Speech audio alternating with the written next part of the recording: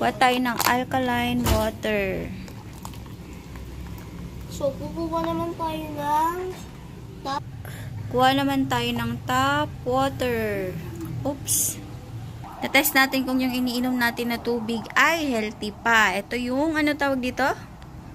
Tap water. Alkaline water. Ito yung alkaline. Tandaan mo. Tawag dito? Alkaline water. Nak, ito yung alkaline water. Ito yung Tap water. tap water. Anong tawag dito? Chlorine Chlorine tester. tester. So, lalagyan natin yung alkaline water. Tandaan mo ha. So, kapag alkaline water, dapat yung magiging color niya ay color blue.